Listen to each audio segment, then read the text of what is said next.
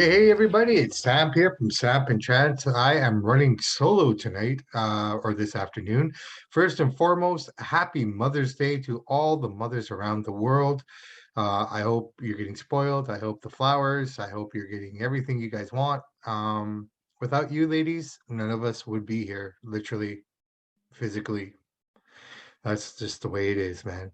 But hey, last night, wow, what happened? Hey, a lot of people are saying upset, shock of the year, upset of the year.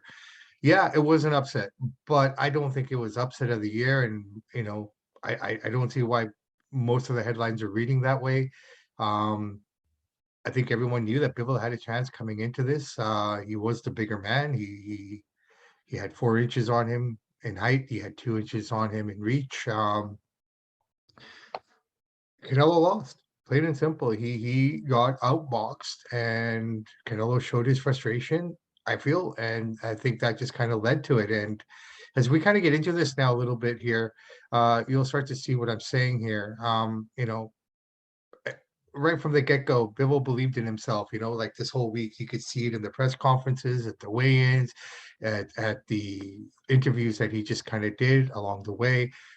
He shut everyone out. I mean, no one gave him a chance. Nobody gave him a chance except maybe people closest to him and maybe the people closest to Canelo in his camp, and maybe even Canelo gave him a chance. But as fans, media, I don't think anyone really gave him an opportunity. Most people didn't, anyways. I'm sure there are people out there who did, obviously, but for the most part, the noise was he doesn't stand a chance.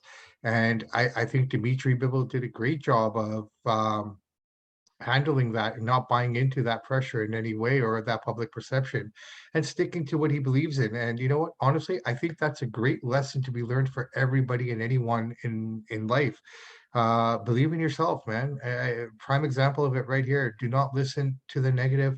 Stick to the positive. Believe in yourself, and things will happen. Maybe boxing, maybe us here at Samp&Chance. We believe in ourselves to get out this great podcast for you guys every week. I mean, I think it's great. I mean, that's just my own bias, but I feel we're just kind of growing and getting better as we go along here. That being said, please take a second right now just to go to the bottom of your screen there and like and subscribe. And if you're listening to this on Apple, Spotify, wherever you listen to your podcast, please download it, like it, give us a review. Comments, man. Please leave comments. I'd love to hear from everyone. I don't, if it's negative, if it's positive, it's all awesome because negative comments can always be turned into a positive in some way, I feel. So yeah, please, keep that for us going. That would be amazing if you guys could do that. Um, so yeah, so let's get right into this thing, man. He basically came out there the aggressor from round one, with his trusty left hand to Canelo's body. That's kind of how the fight started. He was the aggressor. From there, he just, set to his game plan and, put it in motion, just working that jab, staying on the outside, not really giving much for Canelo to kind of look at or to work with. And you could tell this was frustrating him as the fight progressed. Bivol's arm was just beat red from the shots that he took. But I think Ryan Garcia made a comment about that, saying that, points aren't scored that way. So, you know, I don't know. He got his shots in, but I don't think he got the shots that he wanted. And I really feel that Canelo was just focused so much more on power than actually boxing that he basically got outboxed, man. The boxer outboxed the boxer. Um, the loss, Canelo snapped a 14-fight win streak with that loss. The last one coming to Floyd in 2013. An interesting point about that, though. Hey, check this out. So Canelo only landed 84 shots in this entire fight. That's the lowest number of shots that he has thrown or landed, sorry, in any fight. The lowest before that was 117 that he landed against Floyd. I don't know. I don't know if there's a formula there or not, but whatever Bivol was doing, man, it was working. So, you know, just looking at the shot totals and everything, here, just kind of breaking that down a little bit more here. Um, Bivol threw an average of 59 punches per round, landing about 13, the average of 13, where Canelo was averaging 41 thrown punches a round, landing an average of 7. In fact, Canelo only had 2 rounds in this entire fight where he threw more than, double digit, more than, single digit number of shots. That would have been in the ninth and the 11th, where he landed 10. Sorry, yeah, Canelo double digit shots here. Sorry, I'm just kind of looking at my notes here. In the ninth, he threw about 10, and I believe he threw 12 in the 11th round. So 10 and 12, those were the ninth round and the 11th round were the only rounds that he actually had double digit landed shots in this entire fight. Total punch count 84 for 495. 10 of those were jabs, and 74 of those were power shots for Canelo. Bivol, on the other hand, threw 150, landed 151 of his 710 shots. 46 of those were jabs. 106 were power punches. Um, After the fight, they asked Bivol, about the rematch. Canelo's already said right away, yes, he wants to have that rematch and he wants to get that going. So that looks like the fight that's going to be happening in September now. Poor Triple G, he kind of lost out on all of this. He did his part, he won. But I guess it's the Dimitri Bivol and Canelo show one more time this September. That's where it's all kind of leading to. Let's see how it plays out. We don't know. Negotiations are going to have to take place here again. Bivol did say that he just wants people to respect him now and respect his power and respect his ability. And I think, we need to do that. I think it's very similar to what's happening with Charles Oliveira over at UFC in the lightweight division. Every fight this guy goes into, he's the underdog, or he's considered, he doesn't have a chance against the Dustin Poiriers or the Michael Chandlers. But he's handled everyone that he's put in front of him. And last night, he handled Justin Gaethje very easily as well. I mean, he took a power shot, but he came back and he just proved himself again and again. So an unfortunate situation there with him being stripped of the title for weight loss, but I don't know. Let's see where that kind of goes too. But hey, let's get back to what we are talking about here with Canelo and Bivol. So Canelo is set to make 53 million off this fight alone. 15 million of that is guaranteed. I think the rest of it will be made up in pay-per-view and the gate revenue. Bivol, on the other hand, is making 2 million for this fight guaranteed, a potential of maybe 5 considering the gates and revenues from the fight itself. So let's see. I think that's what Bivol was kind of leaning to here as well. Like, he deserves more money. He deserves to be treated like the champion here.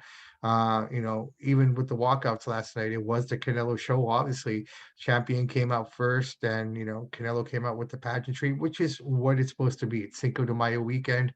It's supposed to be that way. I get it. There's no, argument on my side for any of that. Um, but yeah, Bivol, I think they're gonna have to renegotiate this thing properly now and give Bivol his just due.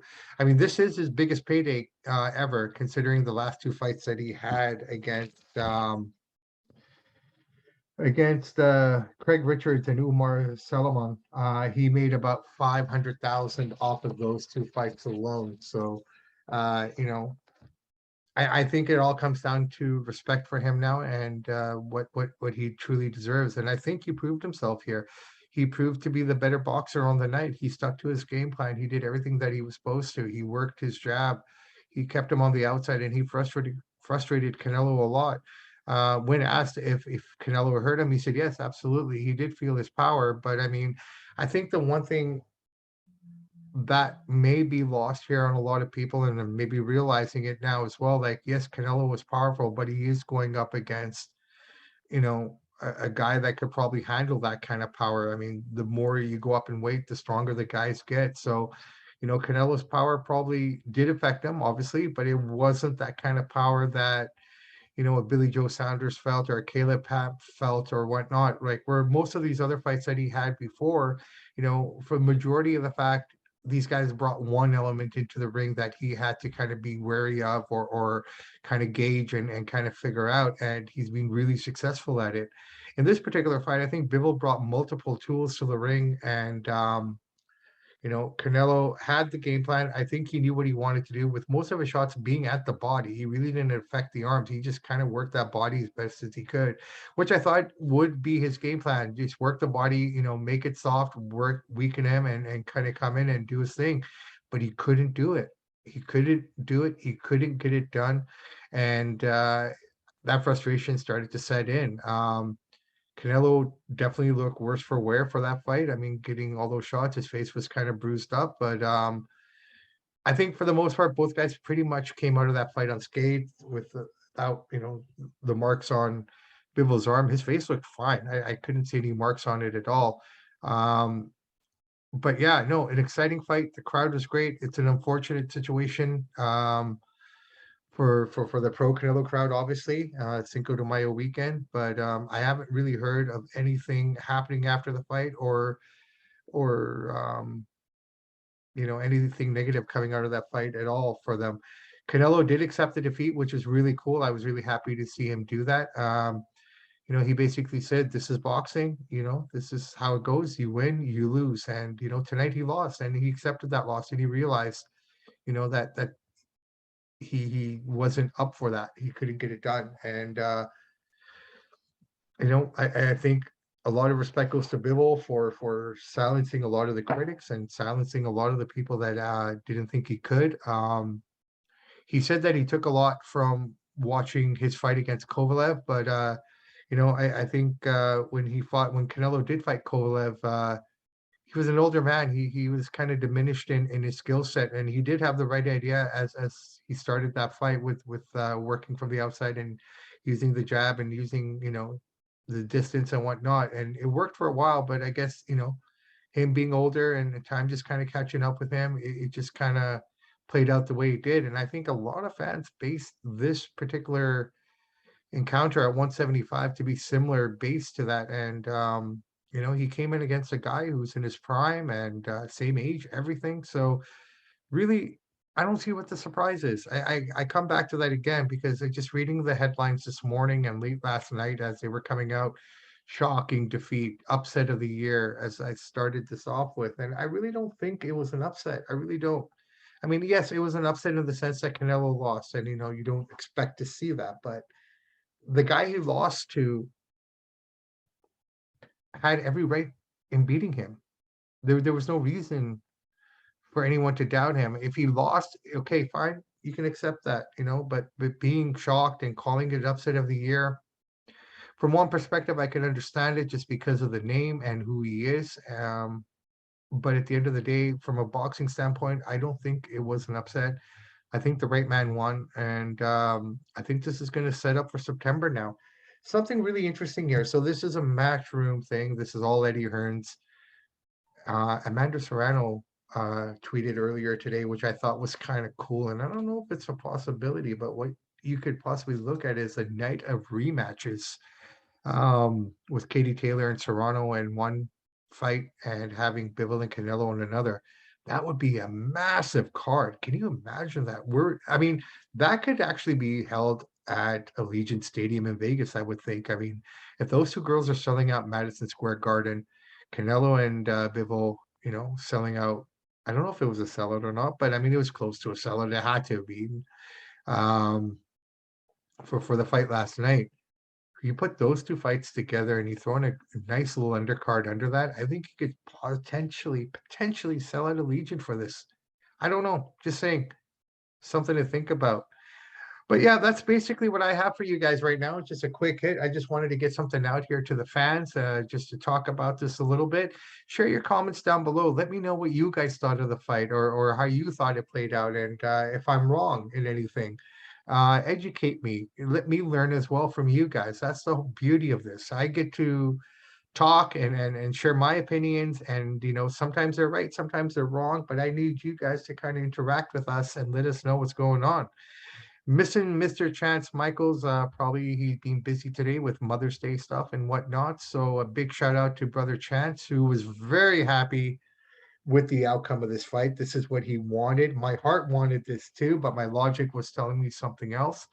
Um, Congratulations, Dimitri Bivol, man. Well done. You upset the greatest boxer today. Where does this leave him now? Does this bring him into the top 5 for pound? I think so. I mean, I don't think you dethrone Canelo just yet.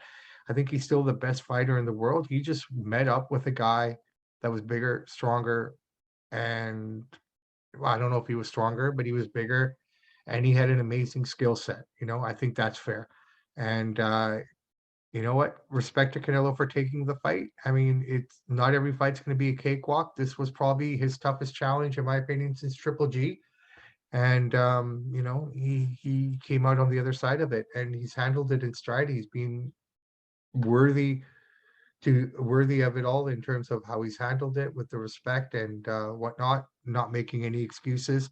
So for that, I do respect Canelo a lot.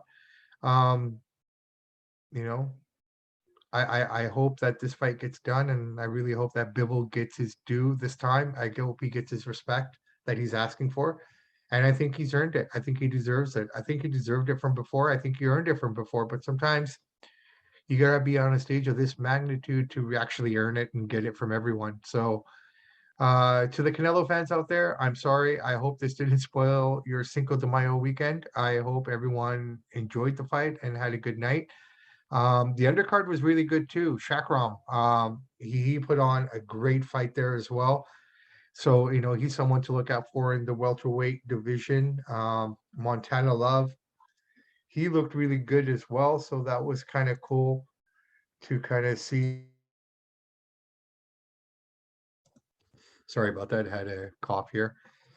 So yeah, no, overall the undercard was really good. Montana Love, like I was saying, looked pretty good. He was challenged a bit. I don't think he was anticipating the fight that he got there. Got he had to work for that win, and that was kind of good for him too. He's never been out of the 8th round, so good for him. Good on picking up that victory, and let's see where the future goes for him. That guy's just basically been working his ass off, and nothing but respect to him and his little dog. So that all being said, good night of fights. Overall, the undercard was great. The main event was amazing. Eddie Reynoso taking 3 losses over the last couple of weeks, that notable losses anyways. I mean, Oscar losing last week, Canelo losing, and the fellow that Chakram fought as well is also from the Canelo camp as well. I apologize, I didn't write down the name here in front of me right now. So, yeah, that all being said and done, a great night. Wow, what a phenomenal night that we had out of the the T-Mobile Arena. Last night I messed it up by calling the AT&T Mobile. Call that my Hulk Hogan moment from WrestleMania 30 when he called the Superdome the Silver Dome. But yeah, the T-Mobile Arena in Las Vegas, Nevada. I wish I was there. I wish I could have been at that fight. The energy, everything looked really amazing. Just coming off of being there for Shakir Stevenson and Oscar Valdez. You know, I wish we had the other week, but hey, you know what? That's okay. Let's just see what's coming up here, and you never know where we're going to be next. That being said, let's take a quick peek at what's coming up here. Some notable fights that I think fans are going to find really exciting, and I can't wait to talk about with you guys and Chance as well. So Saturday, May 14th, we're looking at Jermel Charlo versus Brian Castano. This is part 2. So this is going to be a really good fight. We'll break this down a little bit further before the fight and give you guys a little bit more insight on what happened in part 1 and what to expect from part 2. Saturday, May 21st, David Lemieux versus David Benavides. That's going to be a good fight as well. That should be really fun. May 28th, Gervonta Davis, Tank Davis versus Rolly Romero. I try to be unbiased. I try to kind of, you know, show both sides worth, and I will do this, but I'll be honest, I have a bias. I want to see Tank win this fight just because I'm not a fan of Rolly. I'm not. I changed my mind. And the big one coming up in June, Devin Haney versus George Camboso Jr. to unify all the belts. That's going to be a sick fight. Something interesting about this, I've been listening to a couple of interviews, and I don't know how I missed it, but so Haney left Matchroom and signed a 2-fight deal with Top Rank in order to get this fight. So the first fight is going to be in Australia. Um, the second fight, which is already, you know, etched and kind of locked up, is going to be in Australia also. So if Haney does win, he has to defend against George in Australia again. So Devin Haney's next 2 fights will be happening in Australia. That probably didn't make Eddie Hearns too happy to kind of lose his guy that way. But you know what? This is boxing, and you got to go where you have to go. If Matchroom couldn't get it done, then he had to do what he had to do, and he doesn't feel up. It sucks. He gets it, but he also understands in order to do what he needs to do, in order to become undisputed, this is the path that he has to take. And I don't. You know what? I'm okay with that completely. I think it's great. I think that boxing needs more of this. I'm hoping that this next generation of superstars that we're starting to see emerge, the Haneys, the Bud Crawfords, the Errol Spences, the David Benavides, the Tanks, the Rollies, all of them. Let's get it right, guys. You know what? These are the fights to make. You're all in your primes. Everybody wants to see you guys fight now. The Manny versus Floyd should have happened 10 years before, 10 years earlier from the time that it actually happened. That would have been an amazing fight. But, that's one of the problems of this sport that I love so much. Is just the right guys aren't fighting at the right times. And, no one's really getting the fights that we want to see. And when we do see them, one of them's past their prime or both are past their primes. So I guess that's a fair fight if both are past their primes. But, you know, we want to see those fights. And UFC does it right. They give us those fights that we want to see, the fights that need to be seen. Who is the best for best? And I think the closest we got to that was probably Katie Taylor and Serrano, number one against number two. So I really hope boxing, kind of learns from this and sees the benefit of putting on the right fights at the right time, opposed to waiting and waiting and waiting. Canelo did that with Triple G. I mean, he called him out and he brought him into the ring, but the first fight didn't happen for a year and a half. So I hope that kind of changes. I hope that attitude changes, and it'll just make the sport better, and it'll just make it so much more enjoyable for the casual fan, for the everyday fan, for the hardcore fan. Yeah, man. So that all being said, this is just a quick little, I wanted to get this out to you guys today. It's Mother's Day, so I am now going to go spend some time with my family, enjoying their company and hanging out and having a little bit of fun. That being said, stay tuned. We will come back with more boxing for you guys, a bit more detailed information about these other fights so you guys know what's going on. Our wrestling podcast has been kind of a bit of a standstill, but you know what? That being said, we will be bringing that back very, very soon as well. There was just so much boxing to talk about, so much boxing to watch. This weekend in particular, you had fights out of Toronto where former IBF, two-time IBF bantamweight champion Steve Molitor, the Canadian kid, was calling fights for DAZN. His introduction, his debut on DAZN. So if you guys have DAZN, check that out. It was a great card. I think Steve did an amazing job out there as he went on. The confidence grew, I felt, and I really see him having a future as a color man in the sport. It's good to see that these guys have these opportunities after their careers, and I really hope Steve Molitor has an amazing, amazing run with this. That being said, so yeah, check that out. That was a great card out of Toronto. That's available on DAZN as well. A Cinco de Mayo card. It was some local talents. So yeah, check that out. It was a good card. I really recommend it. Prospects, prospects, prospects. We already know who all the big names are.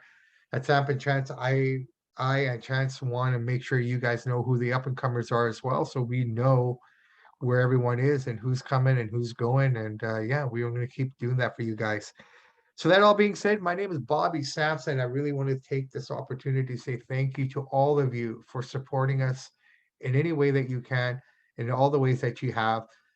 Thank you for letting us in your ears and giving us the opportunity to share our thoughts and our opinions. Again, please like, comment, um, Give us feedback, man. Give me feedback. I want feedback. I don't care if it's bad or good. You know what? It's all good because it's all an opportunity to learn, to make this better, to make this grow. So yeah, that's it for me. I'm Bobby Sampson. I want to wish you all a very, very happy Mother's Day. And we'll talk to you soon. God bless and stay humble. Good night.